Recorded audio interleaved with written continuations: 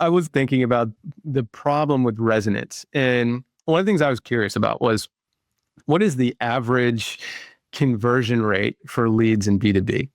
And I looked at a few different studies and obviously like millions of variables, but the average conversion rate for a lead was 5% from a few studies. That means 95% of leads don't do business with you. Do you think that's a symptom of ineffective resonance and lack of premise and mass marketing? Is that a problem, or is that just something that we need to figure out as reality and we need to do more of it? It's really hard to say, but I think we can understand it with a metaphor, which is that of like, imagine your buyers are running a road race.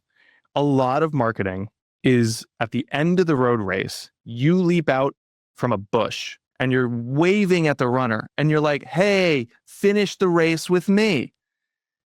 And that maybe worked for a time. If you're the first to market, if there's not much noise around you or not much competition and people listening are going, where are these oases of easy marketing left in the world? And I'm going, exactly, those are gone. But what we found was most marketing looked like, I am at letter Z. You have run through most of the alphabet, and now I'm going to go XYZ with you. And our content is XYZ, and our speeches start at X and go Y and Z, and all of our marketing, XYZ. I'm jumping out the end of the race going, pick me, pick me, pick me. That's what we want. That's the thing I kind of trade in, is helping people get picked and helping people get referred, because you want to be highly sought. Those are the two symptoms of that.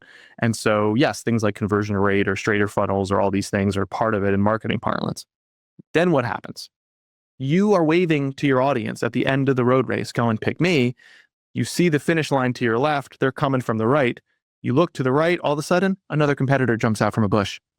All of a sudden, somebody parachutes down from the sky and they're waving at the last mile, pick me, pick me. That baby slumbering in the stroller next to you, they whip off a blanket, pop out the pacifier. Turns out not a baby, it's another competitor. And they're all shouting, pick me, pick me, pick me. And then the smartest marketers and communicators and thought leaders in the world, they go, yeah, you know what would be easier? I'm just going to run the whole race with them. I'm going to meet them earlier in the journey.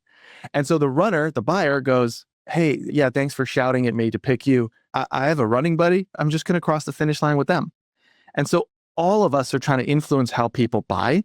The best of us, the strongest communicators among us, they know how to influence how people think, which then influences how they buy.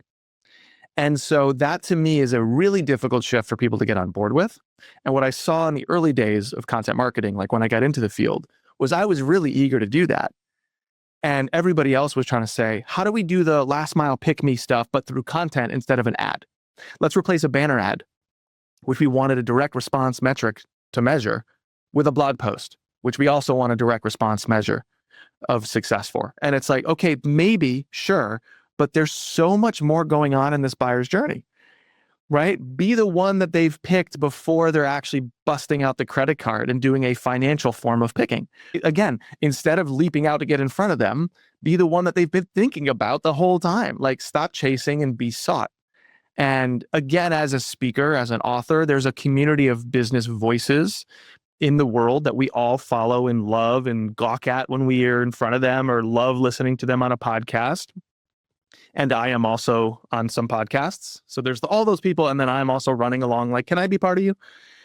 And those folks have learned how to create a whole platform of impact that influences how you think, so that it's easier to influence how people buy.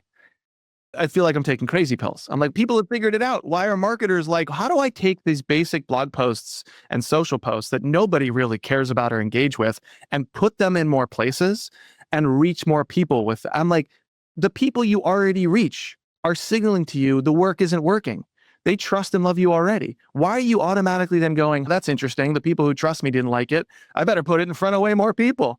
Like, this is bananas, the way we're going about our business these days.